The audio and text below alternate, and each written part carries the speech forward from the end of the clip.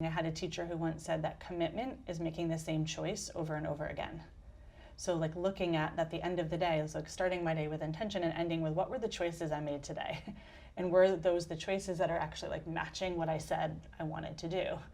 And those simple practices of starting with intention and looking at my choices each day really helped me to stay focused or recognize today I was not focused. And that's okay too, because that's going to happen. In order to maintain equitable education for all students, right, we all are responsible for teaching to certain standards and to certain units of study. It can become really overwhelming. And so some advice that I had my first year of teaching was from my principal, who was very wise at the time. She said, you kind of have to do it all, but pick one area to be really good at. And so I tried to hone that particular year, I did it all, and it was probably a mess, but I tried to hone my craft on interactive read aloud.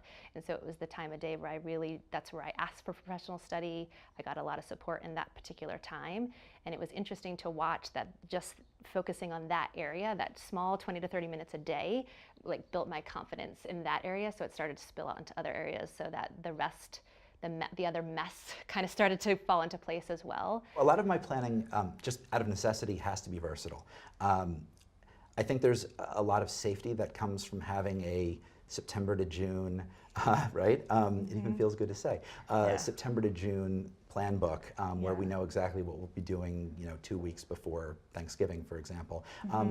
But that's not responsive to students' needs. So there's a lot of spontaneity.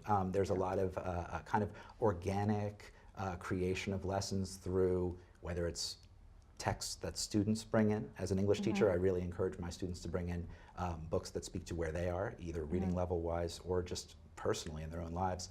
And a lot of responsive writing that is truly developed with the student and their beliefs and philosophies in mind. I think that resonates with me, the idea that there isn't, to not be thinking about right versus wrong.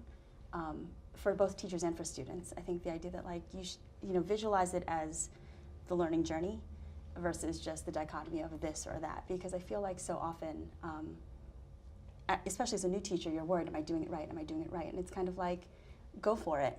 And then there's always the idea that you can always revise and always change and reflect on it and listen to your students. I think is so powerful, because when you're constantly afraid that you're doing it right or wrong, it just holds you back in so many ways. And that's when we talk about philosophies and beliefs, I think we all as professionals should have that red line that says, if I'm a professional and this is something I value, and I know this will benefit my students, I know this is going to benefit my kids, in a way it is negligent to not follow through on that belief. One of the things that both Renee and Grace talked about was this idea of how often as teachers we sometimes think that we have to make things good, or if they're not good that they're bad, or there's a right or a wrong, and we kind of make things so black and white. And I think for a lot of us, we learned that when we were students in schools, that's how we interpreted school. But actually there's so much area in between where we can be fully like ourselves. It's never just right or just wrong or just good or just bad. And so when we free ourselves from putting those categories on things, there's all this room and all this place to show up as ourselves and to offer that to students.